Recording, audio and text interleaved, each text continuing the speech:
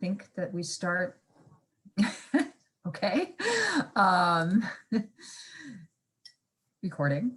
And so let's go ahead and start with our any public comment that we need to entertain.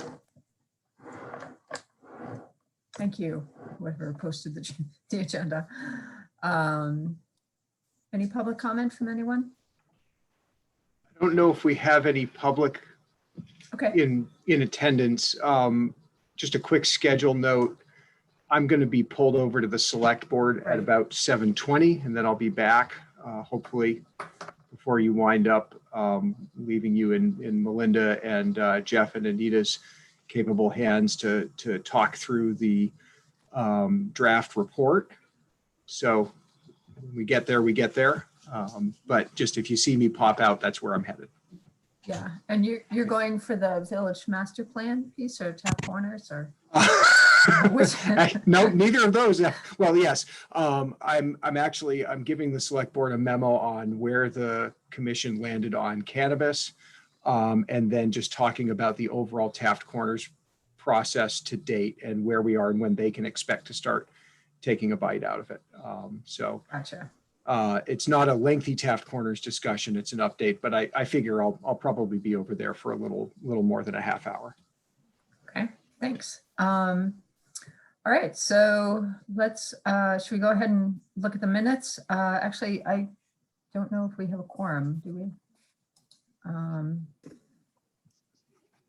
Kate, Ron, me. We have 4. Alex, I think. Oh, Alex is here. Okay, sorry. Am I, with the screen sharing, I only see It's hard to see. you at a time. Okay, great. Oh, Jill. So we've got the minutes open on the screen, and I had emailed people earlier just saying that they were a little rough, and Emily apologized. I think her edits didn't get saved. So if there are any additional changes, I see Kate, your name was spelled oddly. Well, yeah, I capitalized the M because okay, but you don't have two M's, do you? No, I couldn't. Okay. It wouldn't let me delete the M, but it would let me add the M. So if someone could delete the I don't know, little M. Yeah. That's great. Yeah. There you go. Oops. Yeah, I don't know. I think you just added maybe another M Yeah. instead of deleting. I think because it's Megan, because it's in track changes, it's it just looks like it's still there, but it's not. I see. Okay. Thanks, Melinda. Sure. I had also added, and I think there's something funky about the top piece. I think maybe because it gets copied week to week. It allows you to add but not subtract. So I had actually added, and it doesn't track that there was a change. I added the piece that Benjamin Heath was representing New England Chimney Supply. I don't know if it's correct for us to state that, but it seemed to make more sense when reading through the minutes to have some idea of, who he was or what his role was. So if that's not correct, please feel free to delete it. But I did want to kind of acknowledge that he's related to that or representing that company or something. And then there was a rogue semicolon at the end of that I couldn't get rid of. Okay.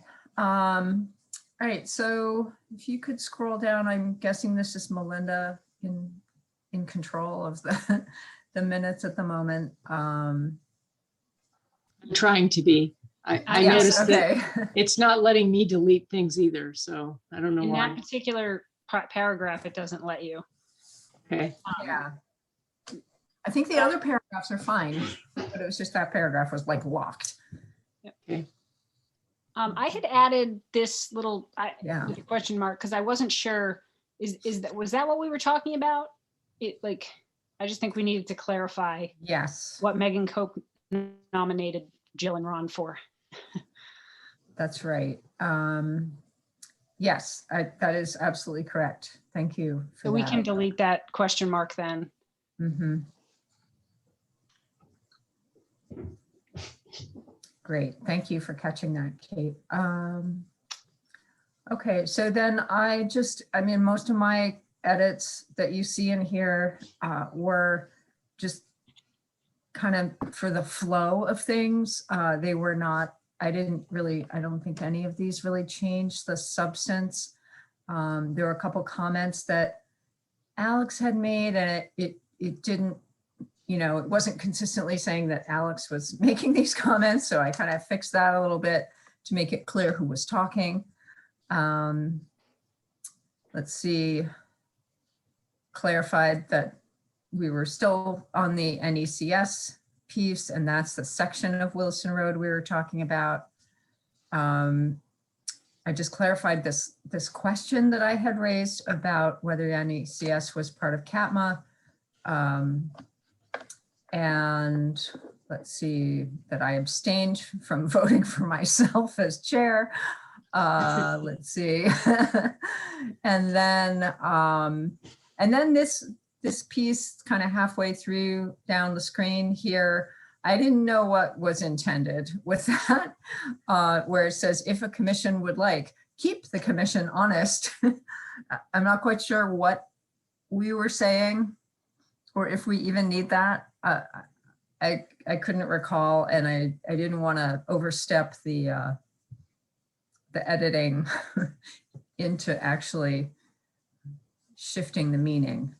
So does anyone have any suggestions there?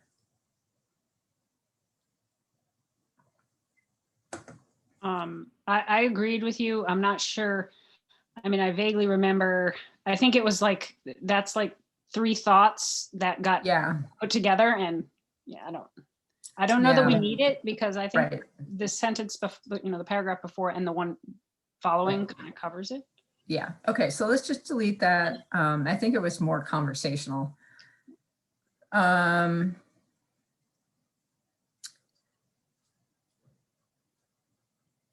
Okay, and then I deleted my own Harry Potter reference. It was a little confusing. And I'll try to avoid those in the future. And again, the next piece was just cleaning up. I don't know what the sentence, a more refined conversation about wastewater was all about. I think that was just an example of something, making a point. It's certainly not needed.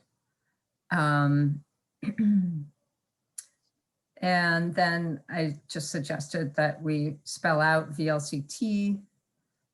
I believe that's the Vermont League of Cities and Towns. Is that right, Matt? Yeah. And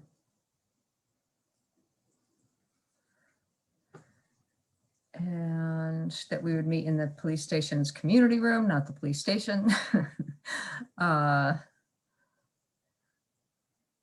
And I assume that key locations at the bottom of this, right above the map, key locations, connecting people to key locations throughout the town rather than throughout time.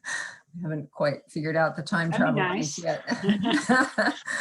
But were there other, I think that was the end of, because then we adjourned. Were there any other things? I put that one purple addition in there. Okay. Because it says the commission briefly discussed the artistic vision map for official map. So. Right, perfect, yeah. That's great, yeah. Yeah, I agree with everything else you had, so. Okay, anyone else have comments? And if you dispute any of my edits, please feel free to speak up. I'm not wedded to any of them. Okay, so I entertain a motion to approve the minutes of June 1st. I will move to approve as amended. Second, Jill seconded, at least of them among the people who I can see at the moment. And okay, and then I'm going to try to expand my view. Okay, I can't see everybody at the same time while we're screen sharing. Could we unscreen share, Melinda? unscreen share being the official term. Okay, that's great. Now I can see everybody. So for planning commissioners in favor of passing the minutes as amended, please say aye or raise your hand. Okay, so I. Aye. Okay, was that you, Alex? I didn't. Chapin and Okay, I think Chapin- Alex I also see said it. Chapin. Alex too. Yep. It's an aye Okay. from Alex. Okay, so that was all in favor. Were there any abstentions or votes against it? I don't see any. 6. Okay, great. So minutes passed. And okay, so if we'd like to go ahead and move to the next stage, Matt, did you want to, is he gone? Is he gone? Can't tell. Not sure. They don't. Seems like he's gone, at least. Yeah, it looks like for it. now. Okay. All right. So our next section is to hear about the Taft Corners form-based code and hear from our consultant team. So I will hand it over to you folks and mute myself for a while so that we can focus on what you have for us today. All right, thank you. Melinda, if you could let me share my screen. Yeah, you should be able to now. Okay. Now let's see if I can do this, figure out which one to share.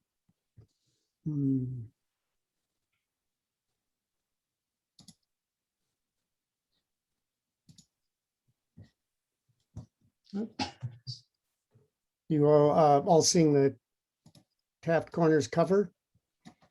Yes. Good. Now, the danger here is that you all have to listen to me talk too much. And once I get started, it's hard for me to stop. So you are invited to unmute yourself and, knock on the screen and say, wait a minute, what did you say?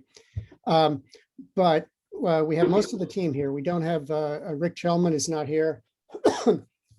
He is somewhat on call if we get into real issues about street widths. And there's one question someone said about who determines what pedestrian friendly means. And if we want to get into that deeply, we might bring him in that. But my thought was to walk through the document that you're about to be given to make you a little bit familiar with it. Also, the way we tried to lay it out, it tells the story of how things happened and really why they happened. It is a little light on explaining that this was done in a COVID pandemic environment. Haven't had time to quite amp that up. It's kind of funny that we had the whole thing laid out.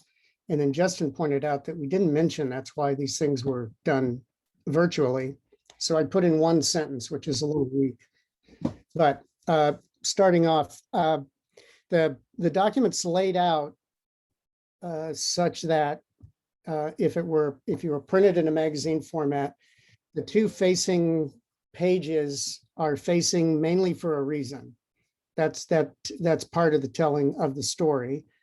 So if you're looking at it online or just on your computer, please do the facing pages layout, because this right behind the cover, this is one example where we're posing and we only show part of the Taft Corners area, but posing kind of what it is like now and what the vision plan is. And, reminding you that as quoting some particular Williston official, whose name will go unmentioned, since at least 1990, the town plan has contained a steady drumbeat. And now we're doing it. And then explaining who is involved, a list, we have listed you all and everyone who attended any of our meetings as citizen planners. We make a point of this is a citizen-based process. An old project invitation by Matt on the right in the text box, pictures of how it used to be. First section, looking at context and. Yes, I'm sorry to interrupt you. Can you just maximize your screen, please? I think it'll be Mm. easier for everybody to see. It's already pretty small, so That better? yeah, it's better. Okay. Well, there's not, I would say, yeah, nothing you need to focus on here until you get it in your hand or in your laptop. The first section talking about the content analysis, looking at what's there on the ground. And there it is. A lot of stuff that really, for the most part, I think isn't what very many people want it to be. On the left are a number of pictures. Town staff in 2018 did a Black Friday parking survey.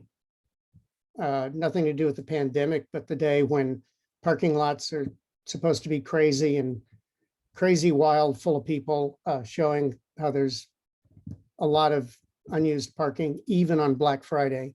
On the right are some pictures of things more recently built.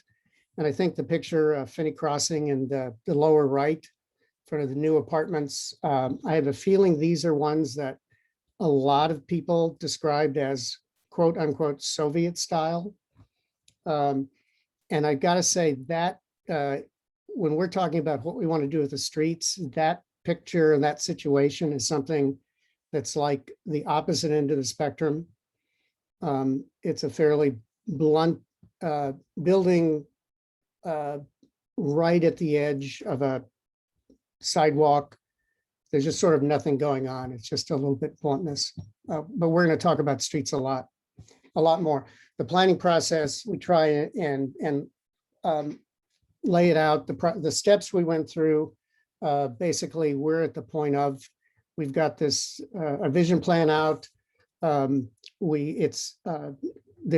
may be revisions. I think there will be revisions to it at some level, whether they're tiny or extensive, we'll see.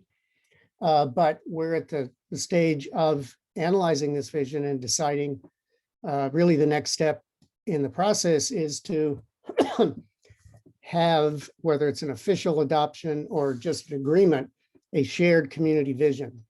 Because at that point, you can start to write development regulations that make it, I would say, easy for somebody to build that vision and difficult for them to build something that goes against it.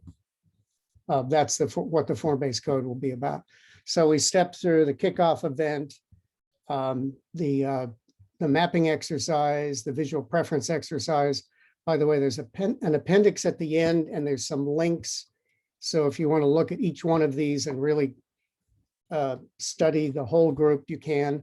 Participation was pretty high in both.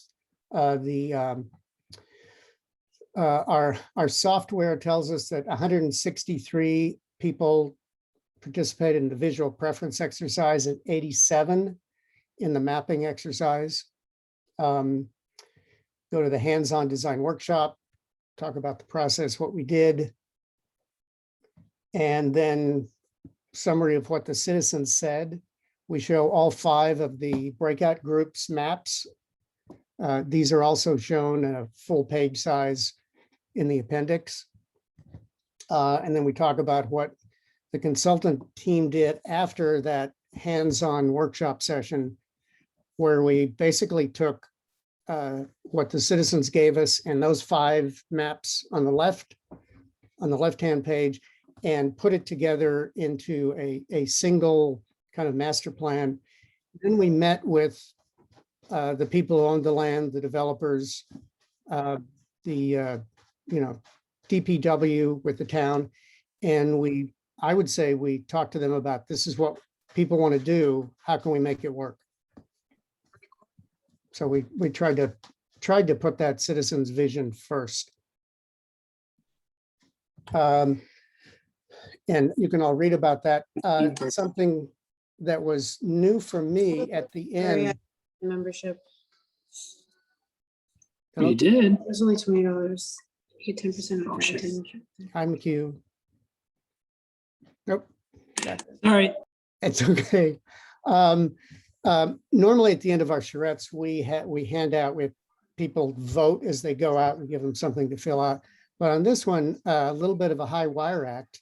because we were on the Minty software, we asked people to tell us what they thought in real time. You can imagine a little bit, I was feeling vulnerable. But frankly, at the end of it, it was a little bit, it was extremely positive. I would say we've never had, and I've done this a bunch of times, we've never had feedback as almost universally positive of all these. I will be honest, I saw one little bubble float by amidst a bunch of, this is great, when can we start? You got the vision right.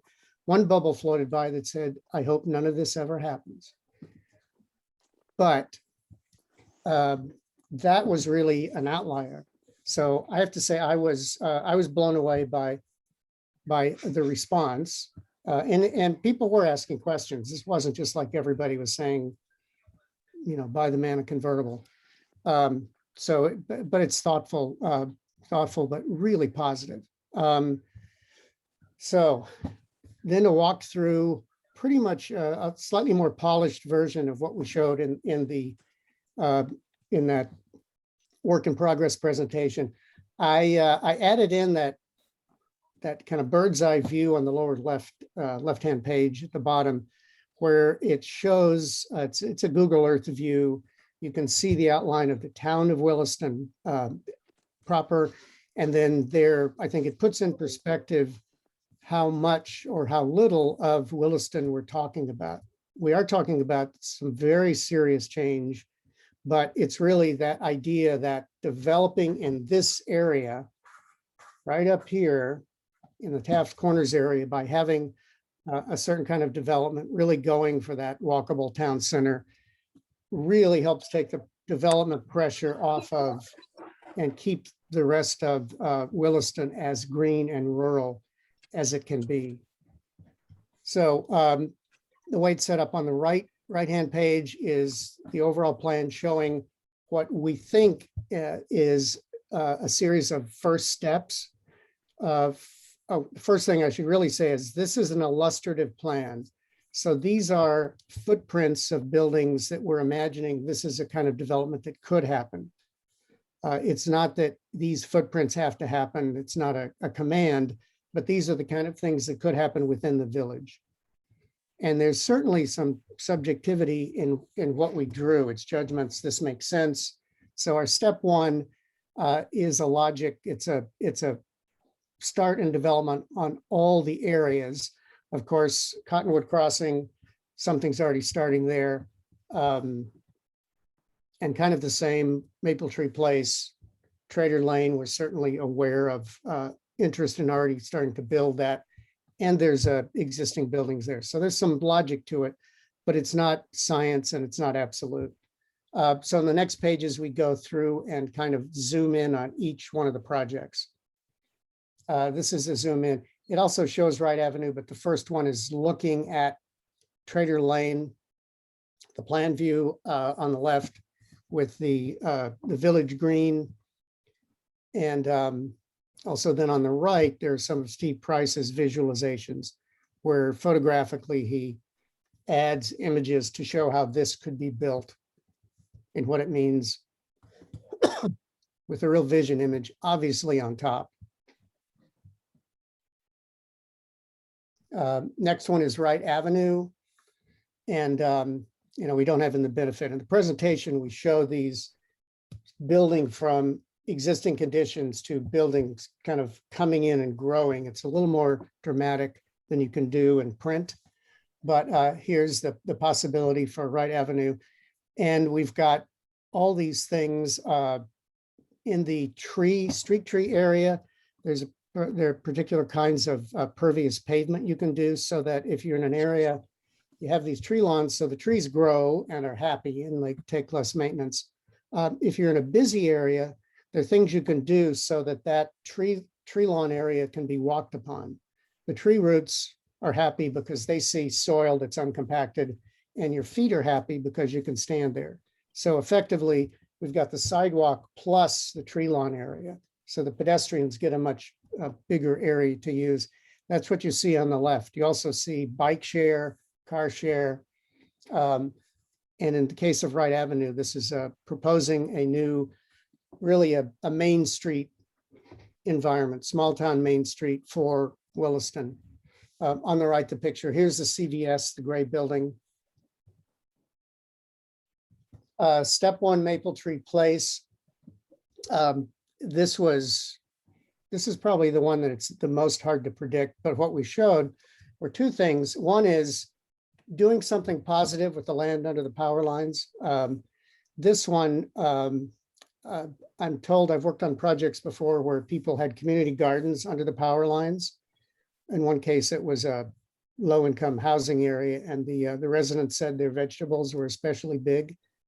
I don't know if that sounds like a reason, not a positive reason, but the idea of taking some of that land, it's parking now, it's kind of, I'm sorry, it's kind of an ugly no man's land.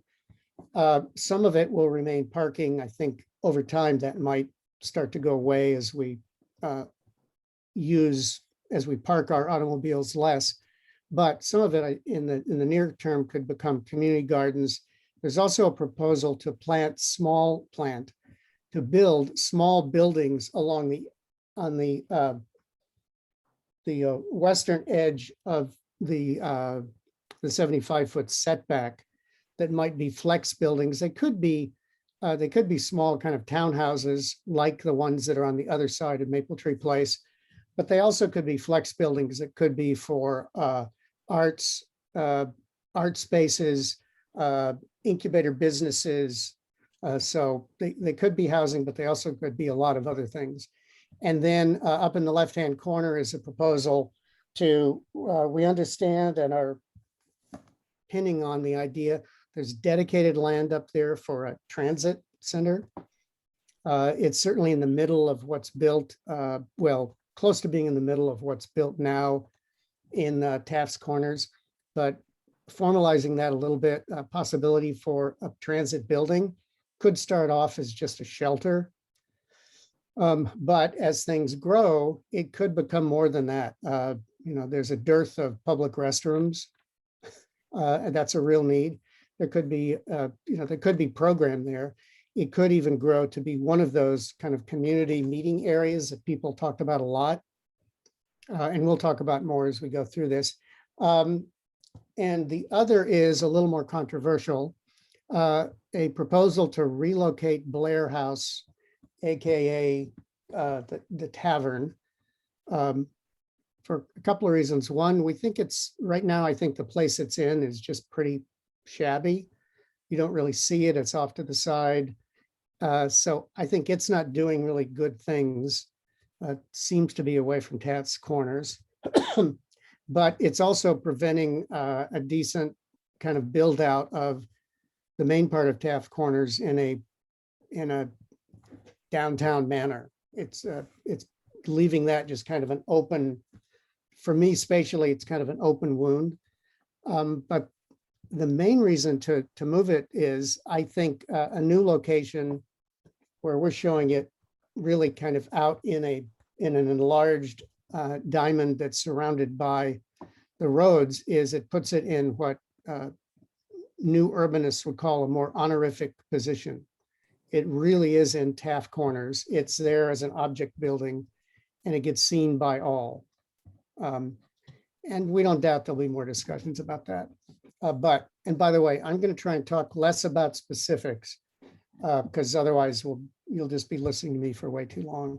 We can come back to anything I skip over, and there's just going to be a lot of stuff I do. Shifting over to Cottonwood Crossing, we're showing that with a little bit more than they already have set to build. But the gray buildings are what they have planned to build now, with one exception. If you'll notice the sort of roundabout circle in the middle of it, next to the green, in their current plans, they are showing a set of townhouses over here. I'm not sure if you can see my cursor, but they're showing a set of townhouses over here. And it's a pretty easy guess that there was an idea. People wanted to make sure that they had a mix of housing types there. Our proposal is that space, the green area here, that kind of small community green, is actually going to feel a lot better and function a lot better if it's surrounded on all sides by buildings that are roughly the same height and consistent. And there's lots of opportunities for townhouses in the next phases and in other places than that. So we propose that's a kind of a slight densification in that location right there. You also notice, you see the edge of what we're calling Burr Oak Park or Burr Oak Lookout Park here, formalizing that. And you all can figure out a better name for that. That just seemed to fit, so we grabbed onto it. And there is a lookout tower we're proposing right here, a view tower. Flipping to the next page, the Essex Alliance Church. I don't know, maybe at this point, the Essex Alliance Church doesn't own it anymore, but that's the property we're talking about.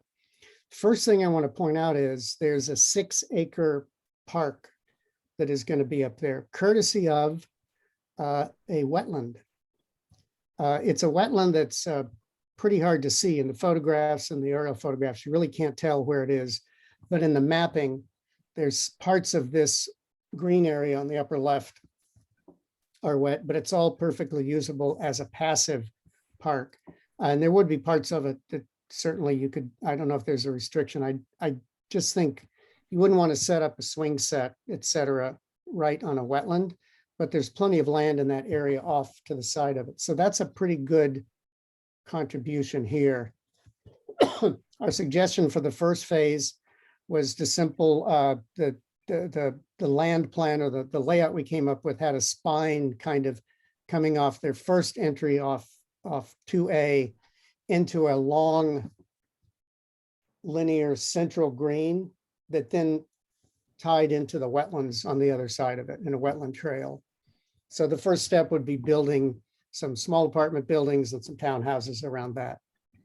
Could be. Also notice that we do have the connection coming in to a street in Finney Crossing. So the first phase is not a kind of dead end cul-de-sac, but actually is something that starts to complete and connect with the rest of Taft Corners. And that's important for circulation, community connection, et cetera.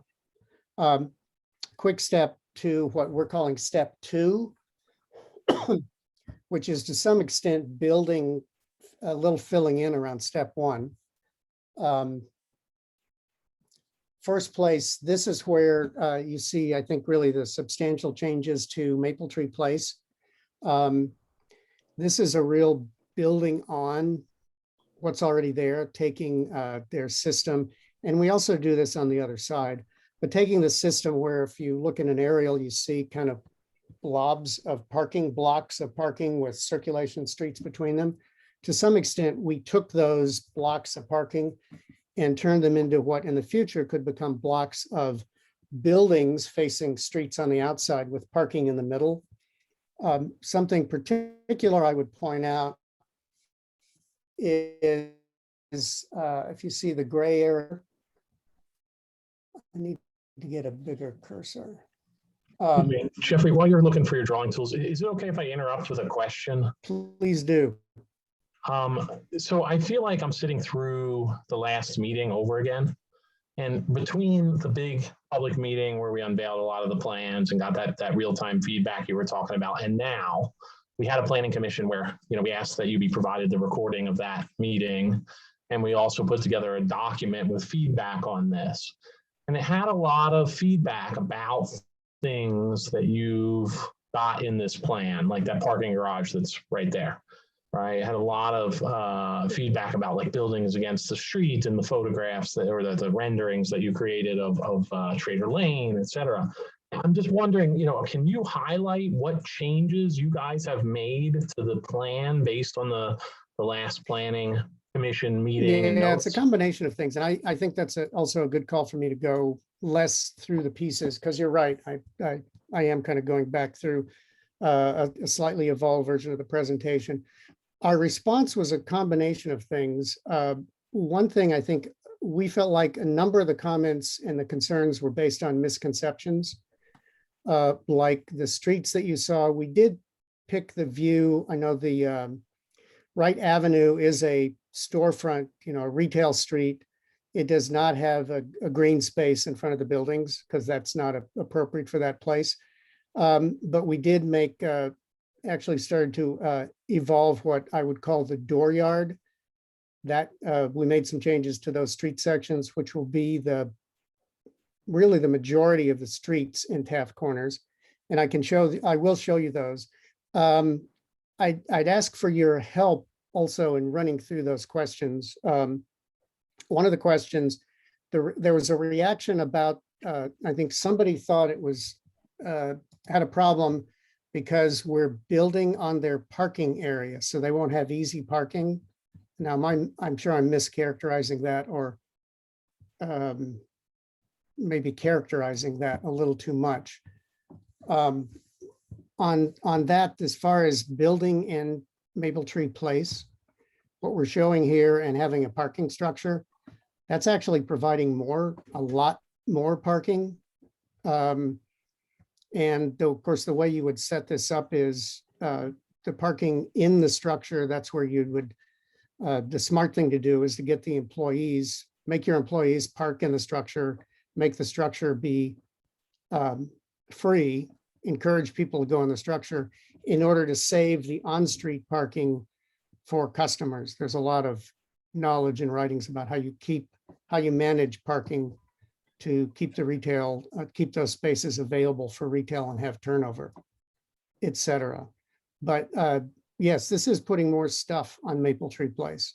Do you want to have a conversation about that? You made an offhand comment that like moving buildings back away from the sidewalk is not appropriate for retail space. And yet I saw 4 planning commission members all comment the same thing, that they thought it was appropriate. So I just wonder how much. If I can finish my statement for a second, Jeffrey, okay. I just wonder how much you guys are attempting to just basically sort of say, hey, this is the new urbanism thing. This is what everything should look like because it's the most efficient, versus trying to sort of capture the unique character of Williston. There's a lot of comments about sort of Burlington versus Williston and stuff. And I don't see any of that addressed. I mean, I actually don't really see anything addressed in the drawings you've shown so far. Well, I think, yeah, but to my best of my recollection, these are effectively unchanged from the last meeting. Well, I'd like to point out, you're talking about plan views that are taken, at an altitude of 1,000 feet. You're not going to see those details in any of this. And so also on your characterization that you had 4 planning commission members who were saying that it is appropriate for a retail street to have the buildings pushed back. I was reading that people were concerned about in a generically way having more elbow room. I don't recall, and I may be wrong, but I don't recall anyone saying that's specific to a retail street, to a storefront street, where it's, and then there's the question that we should talk about how wide. Did you watch the recording of the planning commission meeting where we discussed your plan? Okay, as I just recall that discussion pretty clearly from that meeting. Could we go, let's jump and talk about the streets directly. We have in the plan proposed specific streets. And I wonder if I should try and zoom in on these. Here, it's going to be a little feisty with me. Okay, this street. Hold on. Yeah. Apologize. This is trying to give me a headache. Okay. This particular street is the street section that we're proposing for the majority of the district, not where you have storefronts. And the proposal is for 11-foot travel lanes, 8-foot parking. That's completely standard. 8-foot tree lawn, so that the trees really grow. The norm, people sometimes try and get away with a lot less than that, like even 5 feet. But with an 8-foot tree lawn, that's a pretty green area. 6-foot clear sidewalk, a 7-foot dooryard, an area for small front gardens, greenery. That's the typical street. And that's one that is, did come in response to people reading about that elbow room issue, or that's my term. And that's the one that I put as an extreme. This is the other end of the spectrum from what you see in Finney Crossing. The next street, this is a street, this would be the retail street, Wright Avenue, 6-foot tree lawn, 8-foot sidewalk, and then the 2-foot dooryard. That's a space in front of the buildings that it helps with building the building, dealing with things like, window boxes, et cetera, not being in the right of way. But in a street environment, retail street environment, that would generally be paved. So the pedestrian would see that as area. We have a photograph of that. And if I could also point out in the introduction to that section, we have a couple of photographs, several photographs talking about the kind of streets that we're trying to put forth. This is a set of townhouses. Actually, both of these are townhouses. These are residential streets. That's my wife's shoulder. This is a street not too far from me. And then on the left, retail spaces, the concrete in front of this bookstore might be a good representation of that dooryard.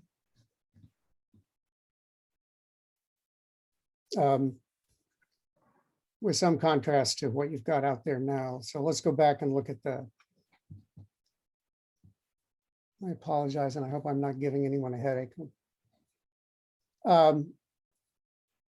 Now there's a diagram at the end of this section where we show the streets where we have a cycle track, that being a completely separate bike lane. So the bikes are not competing and moving in the same space with either automobiles or pedestrians. So this is a space where the bikes can really move.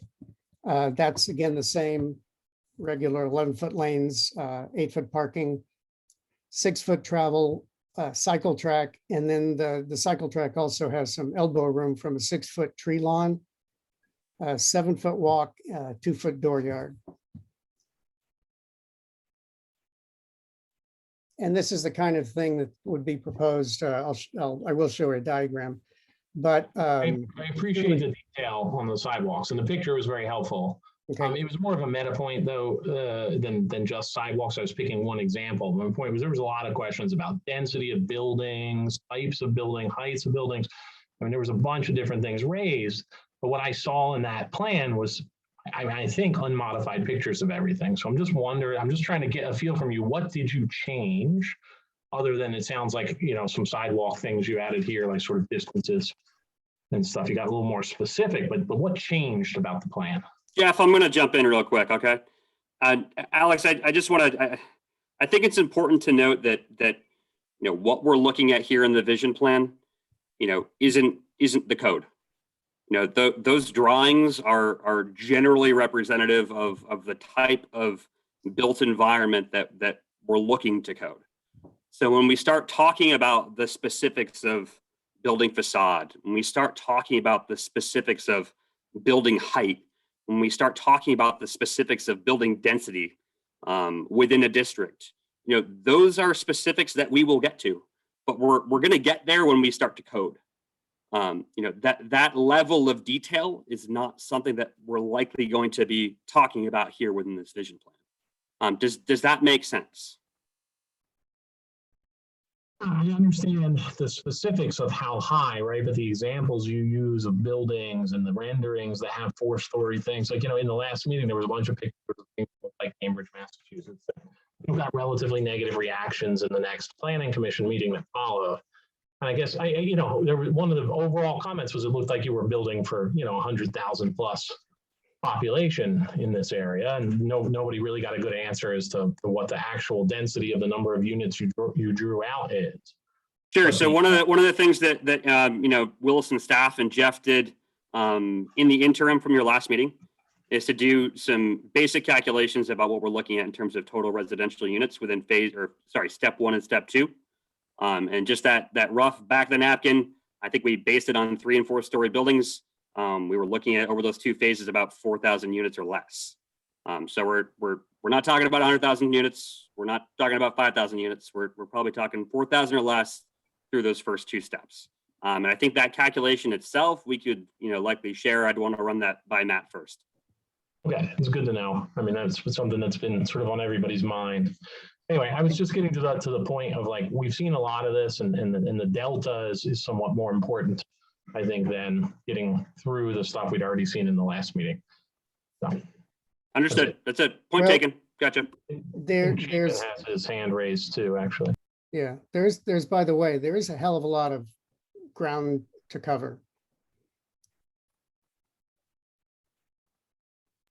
Someone else have a question? Yes. I wanted to comment that the public and the Planning Commission was concerned about space for snow removal and dog poop. And when you look at these cross sections of street design, they're pretty much just one band. It's the tree lawn for both of those. And it could become pretty congested. And then if you decide on one of the streets that doesn't have a cycle track built in, that you want to add one, you haven't given yourself that space. And I think one of the comments we got from the public is that, and by the way, I do think this is an overall comment because it really has to do with how close buildings are to the road. And people like Williston and like Vermont because they see green. And in fact, when you did the experiments where you showed people what do they like and what do they not like, if it had trees in it, they liked it. And so I feel like we should address that more. And the very first picture that you showed of green streets for green people or something has the right amount of green to me. It's the one with the brick townhouses. Mm-hmm. That one, to me, I would like that to be a model for the streets rather than the one with just 2 feet of concrete to a storefront. And I realize that was residential, but I feel like we need to have some, that one, that first one there I like. And I feel like it allows that we could in the future add a cycle track or something we're not even thinking of yet, a shuttle bus laying down the middle of the road or something. It just isn't pushing everything against everything. And especially remembering we're going to have snow removal, both from the sidewalk and from the road. And that people do walk their dogs, especially in the residential areas. So I just want to second what Alex said, which is that we really would like to see, from the input we've gotten from townspeople and from the board itself, we really would like to see a second green belt in addition to the tree lawn. What's your reaction to the 7-foot dooryard, which is about what you see in the bottom, the picture, the lower picture? It doesn't do it for me in that you couldn't, it's used for stairs and so forth. You couldn't put in a cycle track on that street if it doesn't already have one. Yeah, well, there are a couple of points here. One is, if you have decent streets that are well-designed and blocks, like we're talking about, the bicyclists and the real bike advocates, the national bike advocates will tell you the bikes can ride in the street. Exactly. Because it's slow. So, yes, I forget that example. Okay. What I'm thinking is that we didn't know that segways were going to exist 20 years ago. We didn't know that e-bikes were going to exist 10 years ago. Something's going to happen that's going to say we might want to allocate some space to something. Maybe my example of a shuttle service around, think about what cities do when they want to add a subway. They have to go underground for the most part. And that's because if they went above ground, they would destroy the places people want to be. I just, Jeff, to address this, I'm thinking, can we take a look at a cross section real quick? I just want to highlight something that perhaps can help answer this. So Chapin, let's look at this cross section in the upper left. Sorry, I hear someone talking to their kid, which is totally cool. I got a kid too, but if you could mute, that'd be great. Let's talk about the evolution of a street. I think Chapin's concern is about 50 years from now, these streets evolving. I don't know if that's necessarily the case, because I think we're looking at a lot of change over 50 years, but let's address the question. You know, what we're really concerned about from my perspective would be the public space, right? We want to have a sufficient room that's public, that the town controls, where the street can evolve from, let's say, this cross section to a cross section with a cycle track, right? So here, you know, Jeff, correct me if I'm wrong, but I think we're essentially looking at 38 feet curb to curb, you know, plus another 14 feet on each side. So I'm bad at math, but that to me is, you know, over a 60-foot wide right of way. We're talking about a lot of space where a street can change in 50 or 100 years. You know, and that street may change in a way where it's taken away a travel lane, it's taken away a parking lane. I think the important thing to think about is that there's enough room. There's going to be 60+ feet where the town can change what a road looks like.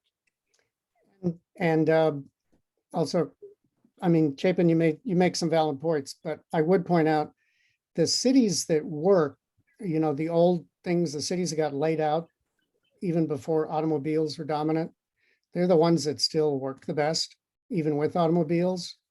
And the technological changes that are likely to happen will actually enable us to work better in those cities. None of the ones you mentioned, the Segway, the e-bikes actually need much more than the street and the sidewalk. But I guess the real point is there's a reasonable street section here. And we want to make a street section that feels like a human place, not like, say, at the extreme 2A, which has a lot of room to evolve. So if I may say something back to you to see if I've got it, you're saying you could take the parking away, or you could make it a one-way street to gain the kind of future space I'm talking about. yes. And Yes, I would add, more likely actually be freeing up space. Yeah, and I think you know, I want to you know, underscore that, you know, 60 feet wide is I think that's what's called for in the larger streets currently in the public works specs in Williston. And that's a very wide right of way, public right of way in Vermont. You know, most public rights of way in Vermont are 3 rods. That's about 49 feet wide. So a lot of what Jeff's drawing here and what Rick has drawn, you know, are much wider rights of way, much more public space that the town can kind of sculpt that streetscape of what it looks like. And Thanks. the problem is we're not going to make the problem of snow removal go away, but we did talk to it, and actually we were told without prompting by a couple of developers, hey, when you start building projects of a certain scale, unless you're building, you know, cul-de-sac subdivisions, you just have to kind of, they didn't say put on your big boy pants, but it's some colloquialism kind of like that. And just face it, you're going to pick it up and carry it away and dump it somewhere else. You're not just going to push it over to the side. At some point, it makes sense to move the snow somewhere else. And looking at the plan, we did think about in all of these areas, not too far down the road is a significant open space where the snow could be piled up to melt. That is behind the state police station at the substation. Snow is piled there in the winter from Maple Tree Place and other places. And granted, snow will have to be sometimes removed, but to design it on the assumption that it will always be, and that you can't, if the weather forecast is for warm weather in a couple of days, that you can't store it on the side of the street, it concerns me in terms of the environmental impact of all the energy it takes to load it, move it, and so forth. And as someone who's lived up here for most of my life, I'm a little surprised that folks not thinking that an 8-foot, you know, lawn between the street and the sidewalk is sufficient enough to hold snow during the majority of the winter, especially in light of climate change occurring. You know, I live in a place in Burlington in a suburban neighborhood with a 5-foot green strip. The vast majority of the winter, that green strip can hold snow. So can you elaborate a little bit more on the concern here? Well, one of the other comments we heard from people is they wanted the sunlight to be able to come into the street. They didn't want the building so close or so tall. And that profile we're seeing right here with 2 stories with dormers is a way to get 3 stories without shading the street too much by the building. And so I think this would be acceptable to many. I myself believe that we're going to need 4-story in the core, but only in the core eventually. In order, what's happening in Chittenden County now is we're getting 4-story residential units at intersections of roads rather than in downtowns. And so I feel like if we're going to meet the regional demand, we may have to have 4-story, but with a mansard roof for the 4-story would be like that view of the new green that they had there. It was, I think it was 3 stories, but the 3rd story was a mansard roof, so you really don't see it. I'll just comment that using Burlington as an example of snow removal done well is a pretty bad example. It's a pretty miserable experience to walk in Burlington 6 months of the year, even on some of the biggest streets like Main Street that have a lot of green space. I think you got to think about Burlington as more than just downtown Burlington, Alex. I mean, and we're not talking about downtown streets in the majority of this place here. We're talking mostly about residential streets. A lot of Burlington is residential, not just the old North End, the new North End, the South End.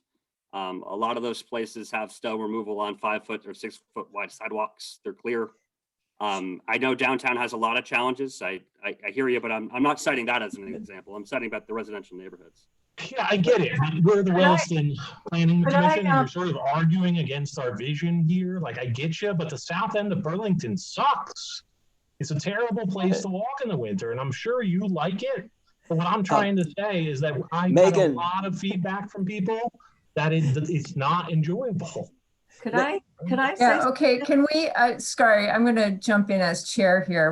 We've gone pretty far from our tasks. We did have a hand from Marcy who would like to make a contribution. I hope it's a constructive one.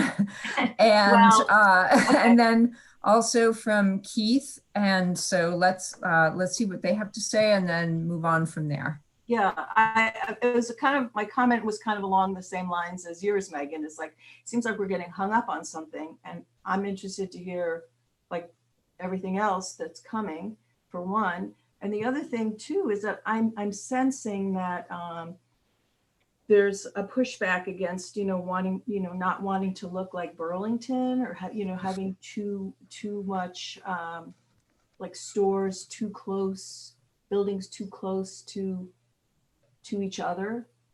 And the one comment that I wanted to make was that I think it's something that you have to experience it to really get it. But I think the experience of walking in a more intimate scale is something that brings in interest and community, and you can kind of look in the window of stores and everything, versus if things are pushed back to let in more sunlight, then you have a less intimate and, to me, like less city interesting environment. And I think that's what I'm excited about, is transforming Williston, not trying to hold on to an idea of what Williston's character is, but make it more interesting. So okay, so so there are obviously going to be a range of opinions here, and I do want to move us along. Sure. I see that Keith had a hand up for a little while. Is your comment still relevant? Do you want to chime in, and then we'll hear from Jill? I think so, or I hope so. Keith Covington here. Sorry, I'm in the car, so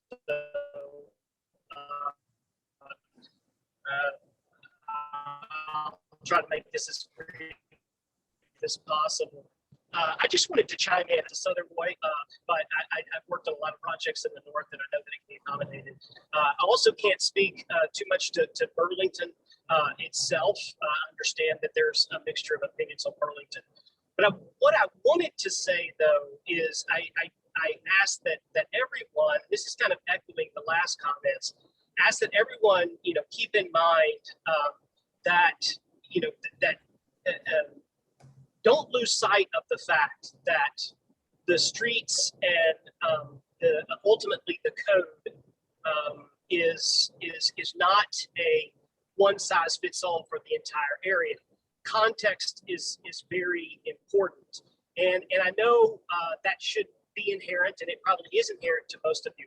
But if we don't think about the appropriate elements based on the context, we can end up with unintended consequences. So, for example, one of the reasons why you want a wider sidewalk and maybe less green in a shop front type of situation is because that is where the shop fronts are most active. That's where you have more pedestrians. You need the extra capacity on the sidewalks.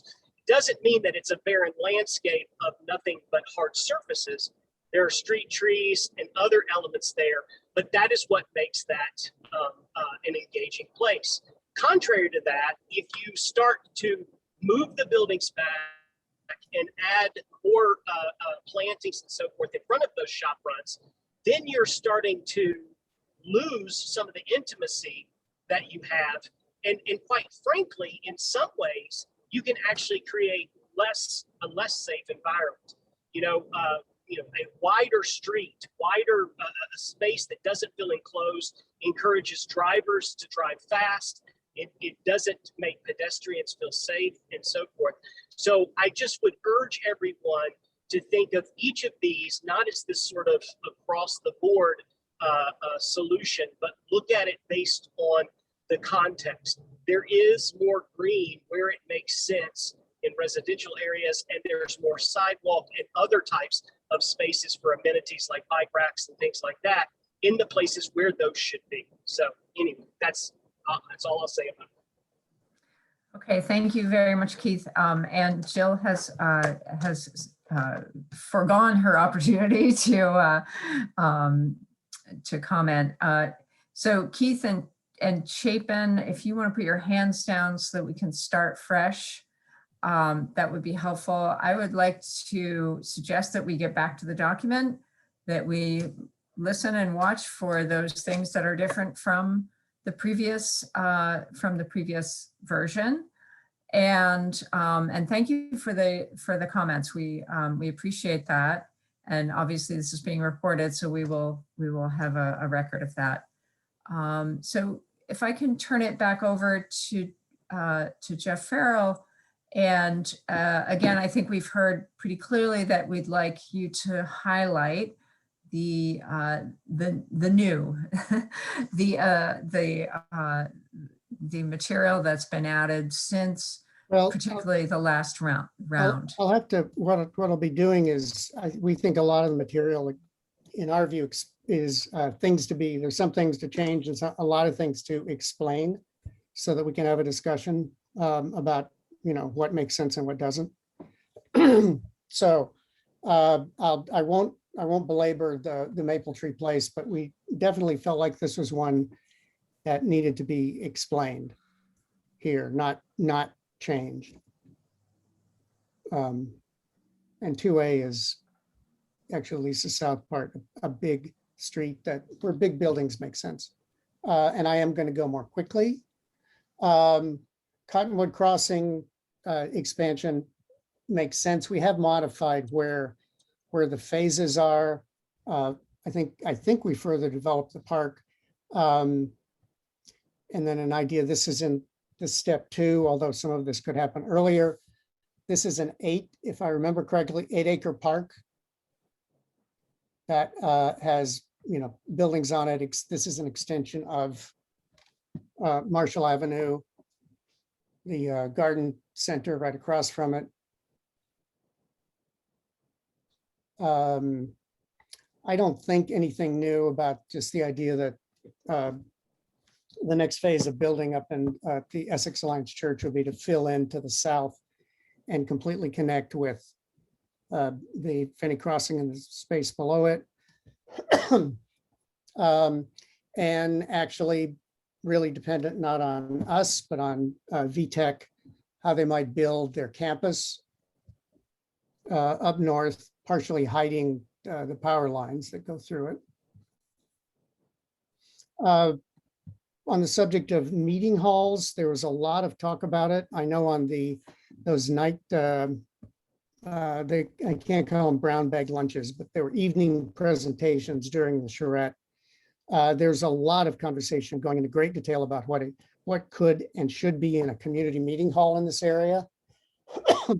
That's the kind of thing that the master plan would not, I think, specify in a particular place, because there's so much to it and the town is already working on some of that particulars. What we did identify was a number of areas where there might be, call them neighborhood halls or neighborhood meeting halls that are central to each area. They're distributed through, and they tend to be in important locations. For instance, on the green, connected with the transit center up in Maple Tree Place. So we're not picking a place. That's the kind of thing where the vision plan, the master plan lays out the framework, and there's so many details about how it gets infilled and what the character of that is. The next page, open space, this diagram shows, it doesn't show all the spaces, obviously. Allenbrook is there and connections to it, but spaces that are kind of more city park-like in the lighter green, and then spaces that would have more of a natural area, although they might be used as parks in the darker green. Distributed throughout, we did make a point about connections, which could involve a smart approach to handling stormwater on the periphery there and here. For instance, the design, we picked a line on the south parallel, but toward the freeway from Marshall Place, Marshall Avenue, where there would be a line of development development would stop, and they would be facing natural area. As an amenity, it'd be a great place to live and look at, but also a buffer, and in addition to the natural landscape and the stormwater. Next. Streets we talked about a bit. One of the important things is we think it's a very good idea for the town to adopt a set of principles for streets. The logic behind this is it gives your engineers, it gives them the problem of making streets that are good for people, not just cars. It makes that town policy, gives them actually some legal cover, by the way. But oftentimes in towns we work, we discover that the towns have policies adopted sometime in the, who knows, 50s or something, that actually tell the engineers to do streets that have fast moving traffic that are bad for people. So we're suggesting you do the opposite there. The street sections, we can go through, it's a slightly different section where you're going around a one-way street around a green, slightly different. We have a couple of those. One thing, I won't get into the details, but a particular one is where you have intersections to have the curb extend out to the travel lane. So if you're a pedestrian, the amount of time that you are walking across asphalt where a several thousand-pound thing moving at 30 miles an hour could be coming at any time is minimized. Minimizing that crossing distance greatly increases the pedestrian comfort. And then we will have an alley section, and we are working on sections for really wrestling with, it's a tough question because it's hard to figure out really what you can do while 2A and 2 are governed by the state versus what you can do if the town were to take them over. I think it's a definite recommendation that the town eventually take those over, because then you can make them more streets, at least where they are in Taft Corners, than roads, things that that have value. This is, I'm going to try and enlarge it. This is the diagram talking about the larger grid of streets with cycle tracks. I hope you can see the light yellow where we have the cycle track, which again is the bicycle is completely separated and safe. So it's a great commuting route. separated from cars and separated from pedestrians. So 2 and 2A, and then additional loop down Maple Tree Place, Marshall Avenue, building on what's already there. And our suggestion is for smart spacing to end up with a cycle track on Harvest Lane. And then I would also say where we got some of the trails wrong here, which we may have, tell us and we'll correct them. But there's an idea that all of these things connect. Cycle tracks, trails inside the streets and blocks would connect with the trails that are taking advantage of the natural landscape around the place. And also combined with this, you see the disposition of greens. Some of these look quite small on this map, but remember you're in a helicopter way up in the air. If you're walking in person, some of these are pretty nice, nice spaces. This includes economic report Anita put together, Partners for Economic Solutions. I don't think there's much new here that you didn't hear, but basically building the town center you've been talking about building here makes great sense, good for your tax base, et cetera, versus this on the left, which is what you've got now. Not very Williston, I think, but that is what it is. And then a series of pages called overarching issues. And these are trying to get to some of the big questions about parking space. There's not a page on how wide streets should be. Maybe there should have been, but parking, basically the point, not that different than you heard in the presentation, but Taft Corners is drowning in too much parking. That can be kind of an advantage in the short term because you've got too much parking, so you don't have to worry about it. In the coming years, people will be discovering they need less and less parking because we park our cars less and less. We use rideshare, et cetera. And as you have more and more people living here and this becoming a real mixed-use place, the traffic demand generated by that kind of a place is hugely lower than when you have a place that everybody has to drive to because they live somewhere else. Stormwater management, points about that. Points about, if I can get to it. We do have a couple of points talking about building height, a couple of pages. And here I went through and I had no trouble actually. It was surprising to us, the number of places that were highly rated. Some of the most highly rated places were actually places that are seriously dense, that are beyond what we're talking about. This is Bethesda, Maryland. If you really look in the background, this is not 4 stories. It's like parts of it 8 and 10. But what people liked about it is it was a carefully made street space. It had street trees. It had wide sidewalks. It had here the shops. So I saw it. I didn't see people rejecting rating low versus high. I saw people rating carefully made human spaces. Here's a very urban street. You can't really tell how tall the buildings are. They're actually 2 and 3.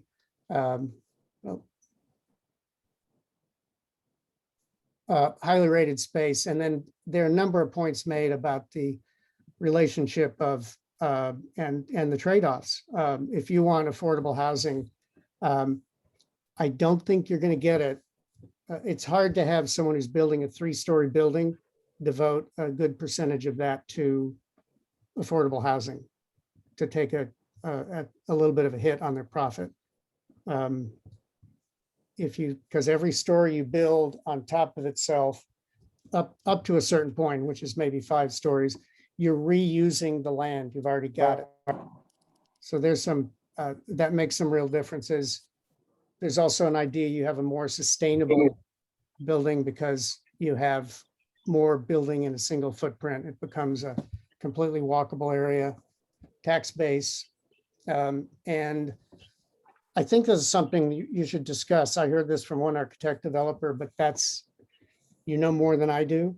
But one architect developer said that it's really, well, you can read what he said, saying 3 stories will make it hard to prevent development because the current conditions are kind of ridiculous with the prices of materials.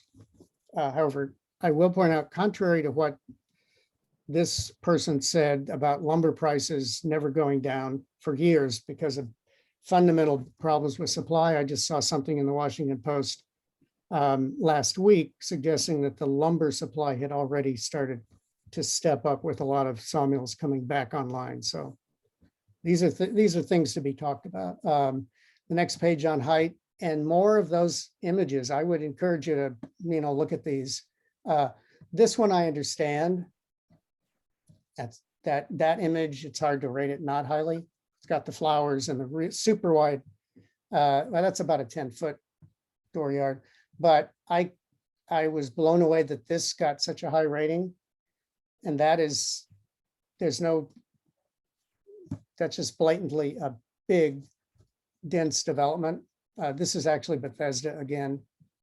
And I do want to make the point that tailor-made is the vision plan. I mean, you've got to talk about height and all the implications, but it's not decided in the vision plan. And by the way, the visualizations we showed, they have some 4-story buildings in them, but I thought not that many. I made sure there's always at least one in there, but most of what you're looking at is buildings of varied height.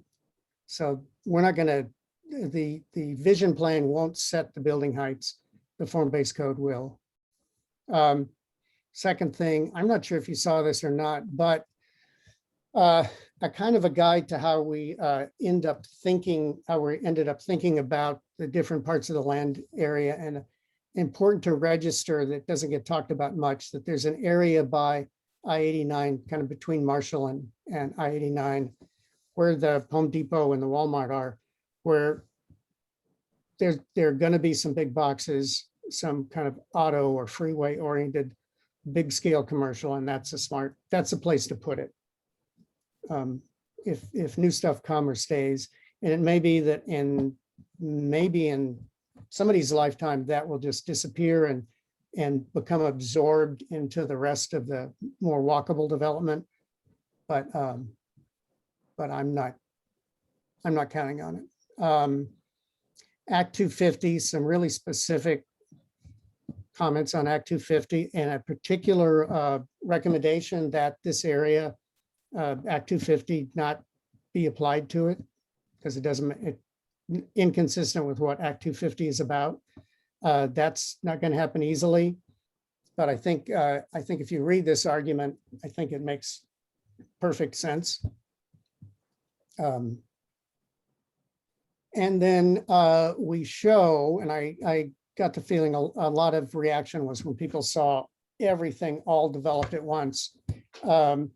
We're trying to make it clear that we changed it from step 3 to step 2070, which is still a kind of a guess, but just to emphasize that the complete build out of this thing is quite a bit in the future.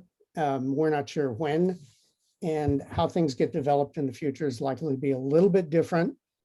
So trying to put it in appropriate perspective, that step 3, and then immediately shift to the idea of the problem. And it's a big one of what are the things we can do to phase this thing so that you get, and I definitely heard the idea that you get the stuff that gets built, you build Trader Lane and Wright Avenue before. The last thing you want to have is a case of development measles, where you have buildings sprinkled. You don't get anything. You could have 4 buildings, 2 on each side of a street, and you'd have about, maybe not 50%, but a third of that Steve Price Wright Avenue visualization that looks so cool with only 4 buildings. But you could have 20 buildings, and if they're sprinkled all over Taft's Corners, you could have nothing but 20 buildings. Jeff, can I ask a question? Please. So I'm a bit of an outlier on the planning commission in terms of liking a lot of the build-ins and what you're trying to do in terms of making things intimate by putting more people walking in spaces and interconnecting and things. And I think this is the piece that I'm really interested in around, you know, I know we have the phases, but this idea that we have had things built and then things kind of sitting in one location or another. And I guess from a community standpoint, you know, I'm most interested in the things like those paths and that awesome park with the tower. Like those are the things that make me want to go into that part of Taps Corners in that area. And how is it, you know, will this vision plan, or even you with your expertise working with folks, how do we really get and incentivize that those types of things that aren't about developers making money and using land in resourceful ways for themselves happen first or foremost, or become priorities? Almost like, you know, what are the levers that we have to ensure that the amphitheaters and the dog parks and the things that matter to all of us are prioritized on the front end and are in phase one, and not just maybe they trickle in later? Well, it's I'd say the advantage is, imagine you have, and I don't look at step 2070, but look at steps 1 and 2. You have this plan, and the zoning map is what I'd call a regulating plan. It's more specific. It shows the streets, and it has, you know, the build to line where people are supposed to start their building to line them up along the street. And it shows, and as part of that, it's got the village green, the Burr Oak Park. It's a funny kind of a advantage that somebody owns most of that land. So the village green is on somebody's property. And in some cases, somebody might knee-jerk say that's taking property away from them. But two things. One is this whole scheme packaged together, the vision plan combined with the form-based code. And so we're setting up the rules of the game that in the private sector builds it. We set it up so that, I hate to sound crass, but so that they make money. They're profit motivated. It's a plus that they might see that they're building something cool, but it's just with exception. Sometimes if the park is too big, it can break the balance. But for the most part, all these things, what we're giving them is, if you can imagine, I don't play poker, but a whole bunch of giant poker chips. We're just sliding over to them. We just made all your land more valuable because we've got this coherent plan, and we're letting you build these things for which there's a demand, as opposed to just empty parking lots.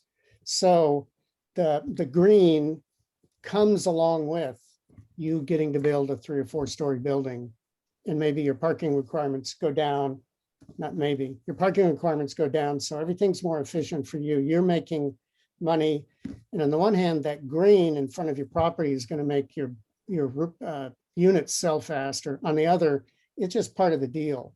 Now, there will be some things where the public amenity is just too big, and then you have to do a little bit of I don't know, there's got to be some room, Matt, in City Hall where you have these smoke-filled meetings I've heard about, where you talk to them and you make some kind of a deal, and it may be there's some kind of a tax break that they get so that you figure out how to make that work. But for the most part, it is part of the deal that they're going to build these parks. Jill, from a less smoke-filled room perspective, I think the official map is the tool.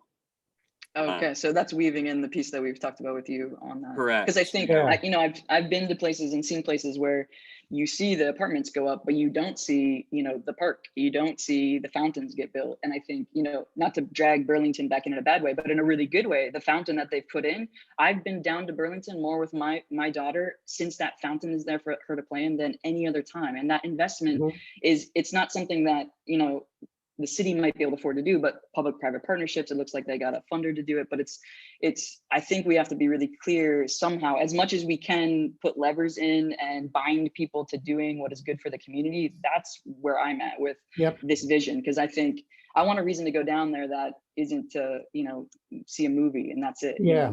You know, the latest iteration of that official map, you know, we didn't have park spaces included just because we didn't know where we're planning for public parks in Williston. And I think, this vision plan can provide the basis of showing public spaces on the official map. We've got a pretty good idea about where we want those public spaces through this planning process. I think the thing that needs to happen in coordination with the official map is capital budgeting. You can require as a municipality that developer reserves this space or provides an opportunity for the town to purchase this space for a park. But you gotta have the money when they're ready. And I'm gonna be more radical. It can't really talk about it until you've seen a regulating plan, but I think it's, I know I will be pushing that you take, when we have a regulating plan, that you make that really the core of, for its area, the official map. It becomes, because it lays out streets and blocks, and it's kind of like a souped up zoning map, because it's got layouts, specific form within it. But yeah, they've got to do it all at once. And it does point out part of what this larger discussion is going to be is figuring out how to make this all work. Part of the argument for affordable housing and building height is that the developer has to, their profit, that stack of chips that we hand over to them that are increased value, we're going to say, well, we're going to take 2 or 3 of those because we gave you this extra value. We're going to kind of take some of it and make it for affordable housing. But you still have to have some left over enough so that they will do it, that they'll build it. And some of the things like the larger parks are in there. I won't tell you who said this, but one of the developer landowners were talking about when we were showing them possibilities for the build out. I guess I'm a little sheepish to say they got really excited because it was like, we can, there's a lot here that we can build. Actually, I think forgot what he was doing and volunteered that they might build a community hall. So that's an example of, one of the things that comes. So as we're talking about what gets built and how much gets built, heights, intensities, all that, you've got to calibrate it so that it all works. You could come up with a beautiful plan to do great things, but if it doesn't pencil out for the private sector, it'll gather dust on the shelf, and you won't get any of the benefits. You'll just get maybe another grocery store with a big parking lot in front. Oh, but I'm just about finished. But one thing I did add in here was a series of plans. The one on the bottom being Taft Corners. It's the open space plan, but you see the streets and the blocks in line with. No way you can see it on your screens now. But the top one is a Florentine, like Florence, Italy, Newtown. Then there's a St. Louis, spelled by the French before they learned how to spell St. Louis, Missouri. An original plat, what might be the original plat of Burlington. And the point being that what this vision plan is doing is laying out the bones for a town that will be built over time. And there are a lot of variations for what can happen on those same bones. I always make the point and sometimes show the images, the same block that holds Rockefeller Center in New York City, which I think it's 200 by 600 and something, in the suburb of Burlington or in some place in Williston, could hold 12 or 20 bungalows, but as a basic structure that can hold a lot of different intensities on it. And then I won't talk about the appendix, but all of the visual preference maps are there, the table, the breakout room maps, some of the maps, and a link. This is wild. If you click on this link, you can actually go to the map itself, and you could spend hours, because when you see the map, you click on each one of these comments. And if there are 12 comments, if people made 12 comments on one point, you can read them all. So you can go crazy reading everything that everybody wrote here. And then a series of maps just showing the kind of analysis that we did when we were getting started, including the official map.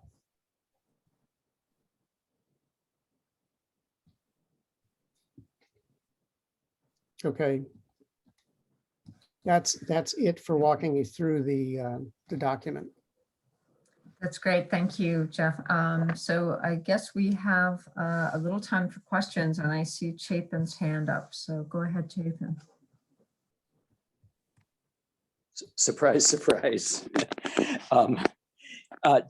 First of all, there's a lot of good things in here. Thank you very much, Jeff and team. I especially like some things such as the concept that the stormwater must be municipally maintained, or at least maintained as a whole and not by individual properties, which is a problem in current process.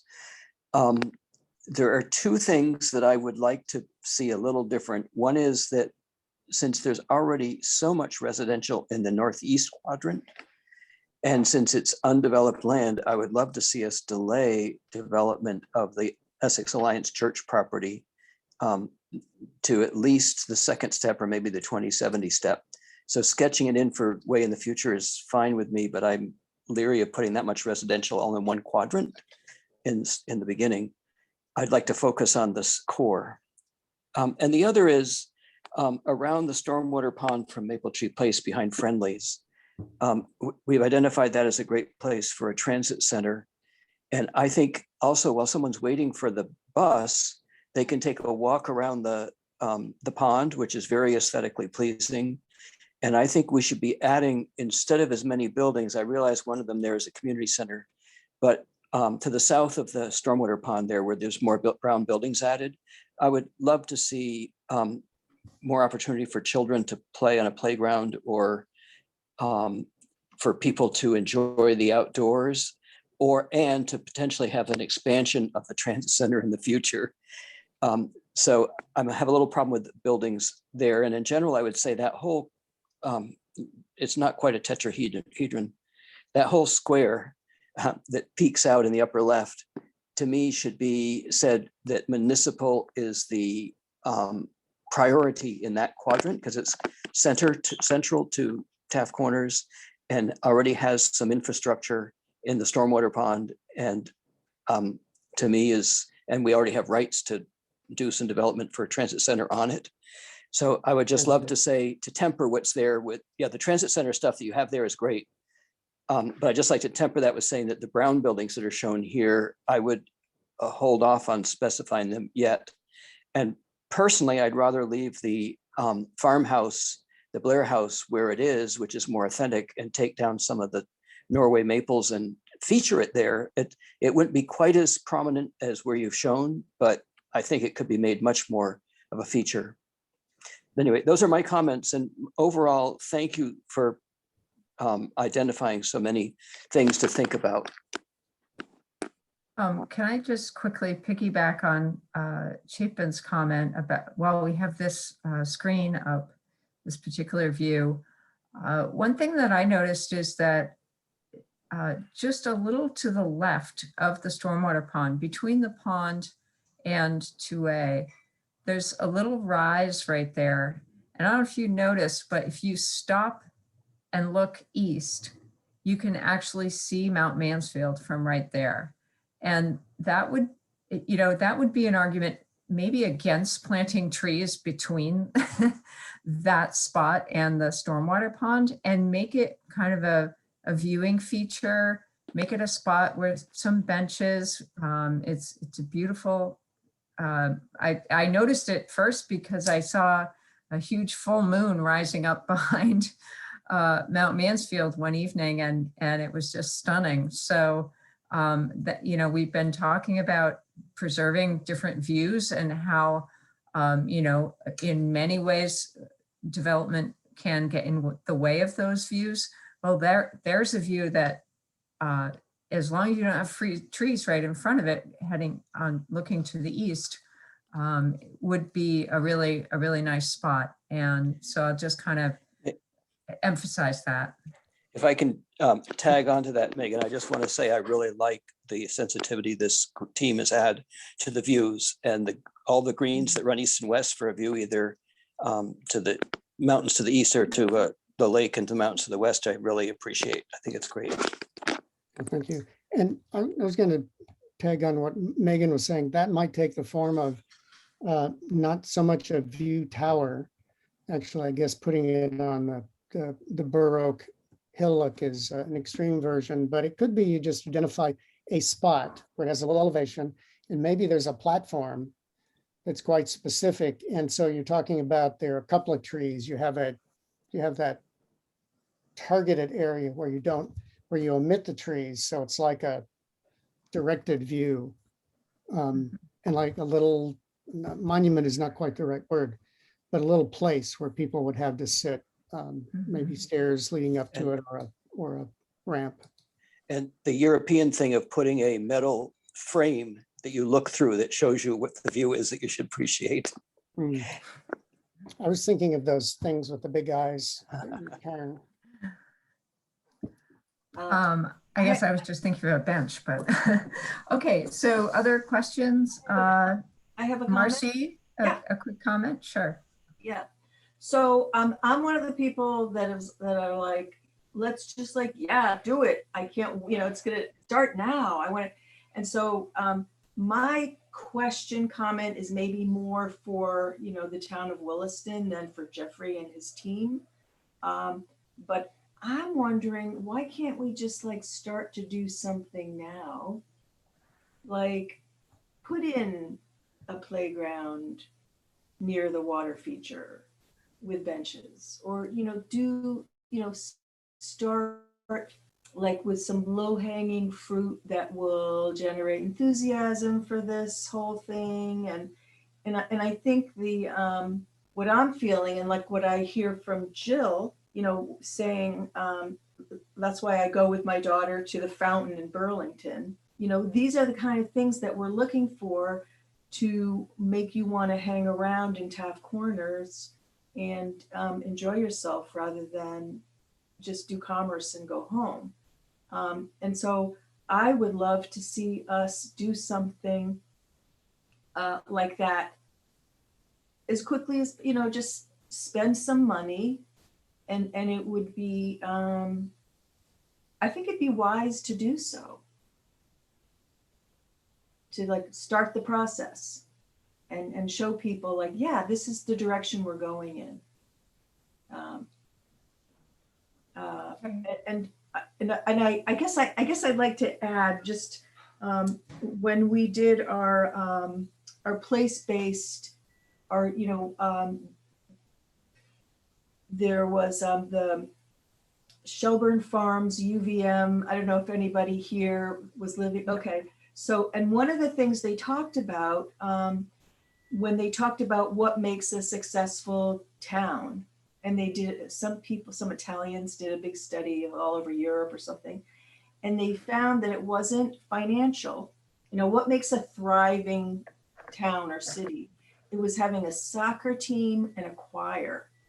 And that's what made people want to live there, want to, bring up their kids there. And so I think that that's what we have a great school system. There's great people who live in Williston, but I would like to see that, I'd like to see this town plan. Thanks so much, Marcy. We'll take note of that, and maybe we can do some brainstorming on some ideas along that line. Great. Let's hear from Kate next. I see your hand up. Yeah, thank you, Megan. I just wanted to kind of reiterate a little bit what Alex was saying, more of just a concern about our previous discussion points being kind of ignored. Not that all of this isn't great. What Jill said, Marcy said, completely agree with those things. Those things are what bring people in. Every Saturday morning when the weather's been nice, I've been biking or walking with my kids to Finney Crossing, and we go to either the bagel place or we go to Healthy Living. We get them breakfast, and I take them to the little park at Maple Tree Place, and we sit in the park and we have breakfast. And sometimes we'll go to, walk around more in Finney Crossing just to, get exercise or whatever. And it's really great. There are things to do, and more things to do is absolutely would be great. But I do think that the level of building that this is suggesting in certain places is still very high and not necessary to get those things and to keep Williston what it is, because Williston is not Bethesda, Maryland. Bethesda, Maryland has a higher population, around 60,000 people, compared to Burlington, which has 40,000 people, and Williston only has 10. So I think we have to think about that. You know, I lived in Brookline, Massachusetts for 3 years. I love Brookline, Massachusetts, but Williston is not Brookline. And you can show me pictures of Brookline and I'll say, yeah, I love that. Or Bethesda, Maryland, and yeah, I love that. But Williston is not those places. Can I speak to that idea that what Williston is? Sure. I think we're talking about a lot of Williston is acres and acres of Taft Corners asphalt parking lots that nobody likes, that are unsustainable. And we're talking about a couple of things. We're trying to change that. We're trying to build things that will be ultimately sustainable, environmentally responsible. You have to kind of think about the things you want. If all you want is a green like Maple Tree Place, you could probably get another one of those. But there are a number of things. If you want affordable housing, if you want real sustainable urban footprint that's going to really support transit, and absorb the population, provide housing, you know, these things, I think they need to be weighed.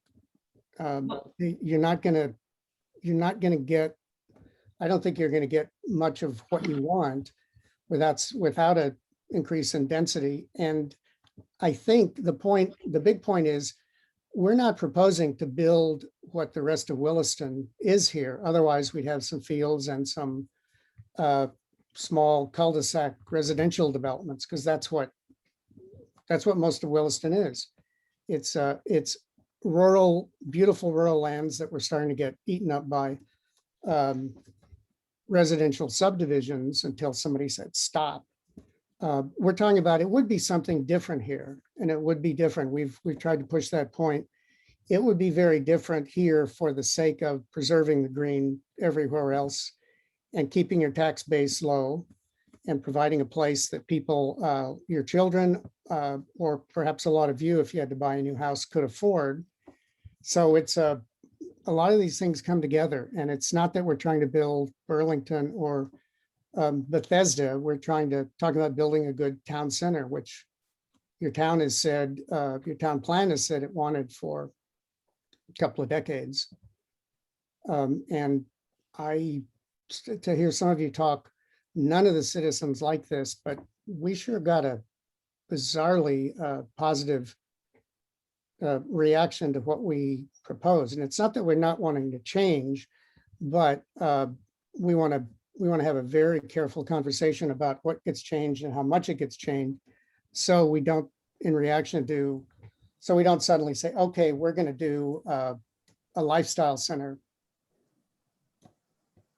kind of a town-ish thing, because we did have a lot of support. We don't want to leave those people behind. We want to talk about the changes. Understood. And there are a lot of good things in it. That's not, I don't think, what anyone was saying. I think but we do have to take into account that Vermont has a population of 600,000 people total.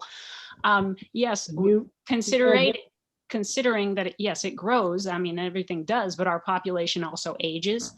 I mean, we just need to be considerate of what Vermont is, what Williston is, what it is likely to be, is all I think people are saying. You're saying these things about how big it is, like what we've drawn is for a population of 400,000 or something.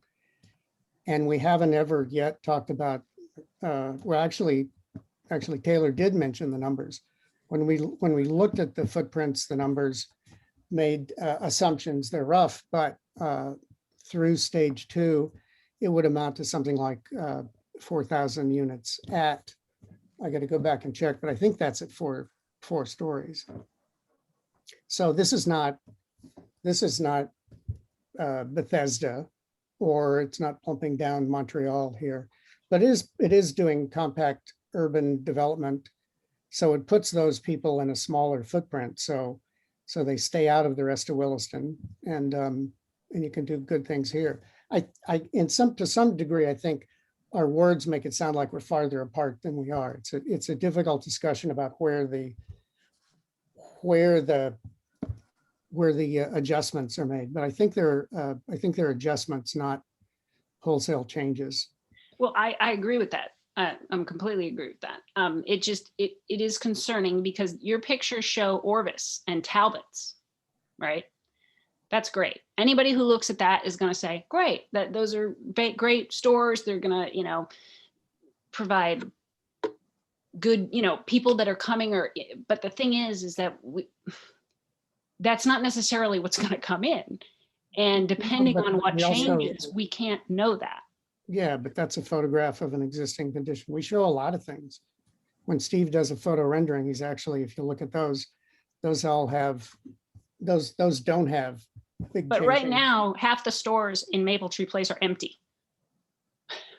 Maybe not half, but a lot of them are empty. Yeah, well, it's a failed model, I would say. Although Anita So is- if I can jump in here and maybe kind of redirect us because we are running out of time. I think that, I do definitely take very seriously Kate's comment about, particularly about commercial development, and in the bigger picture, and maybe in a future meeting, we could talk a little bit with Anita about, the dire fate of brick and mortar retail.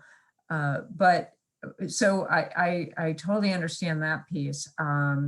And I think, but at the same time, I do think that there are, that we may be more in agreement than it appears, in part because the details haven't been assigned yet. As we heard earlier tonight, it's going to be up to us in the Planning Commission and the town and the DRB and other acting, and of course the development, the market pressures that exist to make this happen. And so I think that, I guess I'm a little worried about getting too concerned about details at this point. It's tempting, and I've done it myself, to kind of pick at small issues, but I also do think that we need to kind of keep our eyes on the big picture. And we're also coming to the end of our meeting time. So I know Alex has had his hand up for a little while, so I'd like to hear from him, and then Chapin. So if we can do that, that would be super helpful. Alex, go ahead.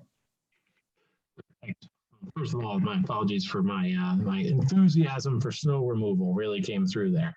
Apologies. But I will just sort of step back from this. I don't think, Jeffrey, that you just said that people were saying nobody likes this, and that's a contrast to the meeting enthusiasm. I don't think that's true at all. I think what you've heard from a lot of us is there's a lot of really great stuff in here. And I think the enthusiasm the night of, many, or I think it was morning of, sorry, many of us participated in that. And then, cooler heads prevail. You sit back, you look at the plan again, and you go, wow, there's a few things maybe that could use, rounded corners, if you will, to borrow an analogy from woodworking. And I think those rounded corners are, I think density is still something that's obviously on a couple of our minds, maybe not everybody universally. I think we've heard different opinions. But I think there's a feeling of density by the crowding of streets, and that is often amplified in snowy areas, right? If you want something that's pleasant to walk in January in Vermont, and every photo here is of July, right? One of the things we should really think seriously about, and this is sort of my one big meta point, is just think about what it's like in Vermont for 6 months out of the year.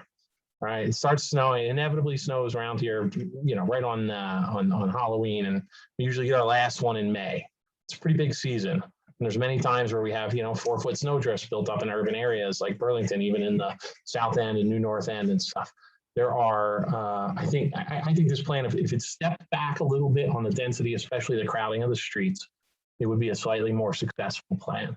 But otherwise, I think this is pretty gosh darn good. I mean, heck, I'm a person who's trying right now to move to Fitty Crossing, right at the edge of where the Essex Alliance Church property is, because I really like it over there. And so, I'm a fan of this kind of density, and I think it's going to be really good. And I've been even looking to spend some more time there myself, put my family there. So I think you guys have, I would call a plan that's 80% successful here. But I don't think that the comments on density and parking and a few of those things were really taken seriously after the meeting. And so that's it. Okay, thank you, Alex. And Chapin, our last comment for the night. Okay. I think it could be pretty short. I just wanted you to know, Jeff, that I have tried to keep the conversation going with a couple of people who dropped out after the first session. There was a little bit of sort of groupthink and rah-rah happening where people were a little astounded. Other people were enthusiastic about something that they didn't like. And so some people were dropping, and I've kept the conversation going with a couple of them. And I feel like I'm much more in favor of this plan than they are, but I want to keep representing them as well as my own views. So I agree that it was really positive at the sessions, and that we did lose a few people there, and we'll lose more people going forward. So I want to keep trying to include everybody. Great. All right. So one last. Okay, thank you. So there's a chat from Marcy, not opposed to density. Yeah, I think that's one of the conversations that's going to have to continue in Williston, because it is definitely a sore point to some degree. And I think it will be one of those things that we need to kind of model carefully and demonstrate a lot of different versions of, and see what we can get to at the community level. Megan, Okay. do you mind can I ask one question? No, go and perhaps ahead. make a statement real quick. I'm just wondering, and this is kind of a question for Jeff and for the Planning Commission, in an effort to keep this project moving forward, I'm wondering, if we can have a statement or two, just sort of making clearer the concerns might sound too strong, but the ongoing discussion about density and about parking in particular. I think if we can try to find a middle ground here in this vision plan, get general consensus among the PC and just acknowledge some points that frankly we're just not going to be able to get to the level of specificity people want until we code. Just to recognize that here, just so we can take this vision plan, get some consensus around from the PC, and be able to bring it to the select board, kind of get it approved, hopefully, and then start working on the code, because I think that's where people want to be. Likely, that's where I want to be, and I think we can have much more fruitful conversations about density and about parking. That's a very good point. Almost like a set of, I think we do need to have more conversation about the conceptuals, but there's going to be a list of some kind of items that we'll need to deal with the details, or there'll be details we'll need to deal with the specifics when we get there. It's not, and I want to be clear, I'm not at all advocating we just skate over all this and move on to the code. But I want to get there sooner rather than later. And I mean, that's where the rubber really meets the road. Okay, that's great. And Chapin had a great final chat comment that we, the Planning Commission, have some work to do, and points out that this is our first time seeing this level of detail, so we need to provide some constructive feedback as well. Okay, so Ron, I realize you haven't spoken this evening, and so if you have a quick question, and then we're going to turn to Matt, who has some concluding thoughts. No, I just want you kind of this is the first time we had seen everything in a document. So I was waiting for this night and want to follow up after I read this, because everything else has kind of been virtual or possibilities. This puts it in black and white, and I feel like I can speak to it at a later point, but looking forward to getting a hold of this document so I can ask more questions. Thank you. Great, thank you. Okay, Matt, why don't you go ahead and take us up to the 9 o'clock hour? Final comments. I'd try to do it even more quickly than that, but you know me too well. So a couple of things. One, reflecting what Ron just said about this being the first look at the whole document, and it's there and it's in black and white. We're going to do you one better than that. We're going to be making color prints of this tomorrow and getting them to you, all Planning Commission members, in whatever way it makes sense, so you can hold it in your hand and read it like a book. I'll even loan you some sticky notes if you'd like to have them, so that you can really go through it as a piece and then digest it as in its entirety. The second point, I'll just say, while I was over at the select board, they were asking me, beyond sort of the process and the schedule, they were just saying, how's it going? And I gave them a 30-second version of the history of, we had a lot of positive feedback at the end of the intensive week and in the work in progress. We have some bumps in the road and some points of contention that we've been working on. And that, select board, as this becomes a vision that we're asking you to adopt, we know that there are about 1 million moving parts underneath this vision. There's who owns what, there's who owns leases over what, there's what Act 250 says, there's what VTrans says. There's a diversity of opinions among the Planning Commission, the community, the stakeholders, and probably ultimately the select board members about exactly in their wildest dreams what Taft Corners would become. And to understand that I said to the select board, I perhaps live too much in the world of embracing compromise, because everything I work on is a giant compromise. And this is no different, but understanding and accepting that there will be friction around a bunch of different people coming together to develop something like that.